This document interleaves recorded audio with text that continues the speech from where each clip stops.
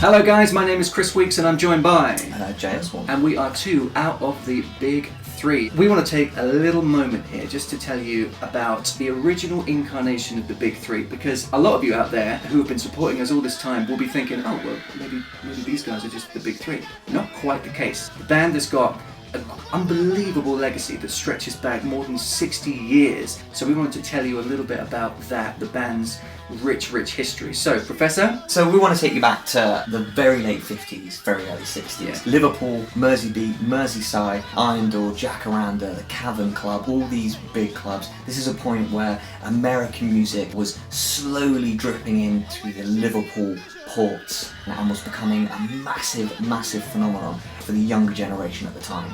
And the biggest band around that time is none other than the Big Three.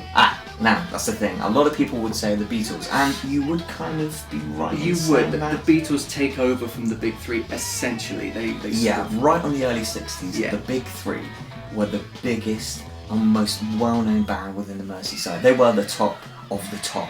And it just consisted of three members: a drummer, Johnny Hutchinson, Adrian Barber, who was on guitar, and Johnny Gustafson, who was on bass guitar. They became the top players within these underground clubs and eventually got picked up by Brian Epstein. And some of you will know that Brian Epstein was most famous for being the Beatles manager, but also managed many other big acts, including Cilla Black, Roy Storm and the Hurricanes, Jerry and the Pacemakers. Epstein decided he wanted to send all the boys out to Hamburg, as he did with most of his acts. They also decided to take another member with them, Brian Griffiths.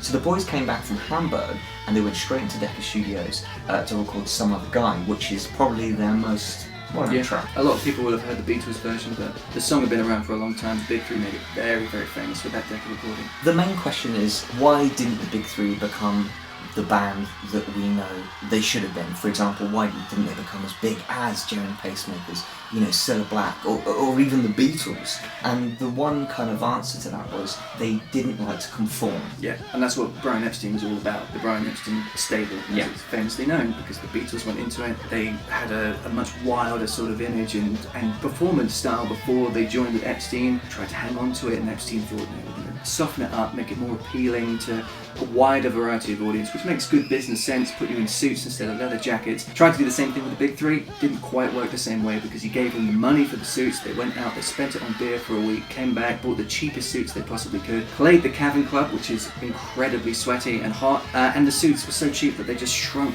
right up to the knees and up to the elbows, and that was the Big Three. Yeah, and that was one of the many reasons why they didn't make it as maybe they wanted to, or as maybe a lot of other people wanted them to. And certainly it's their talent and their skills as musicians deserved, because if you listen to Hutch's drumming, if you listen to Gus singing and on bass, and Griff as a guitarist, the Big Three are a band's band. They're musicians.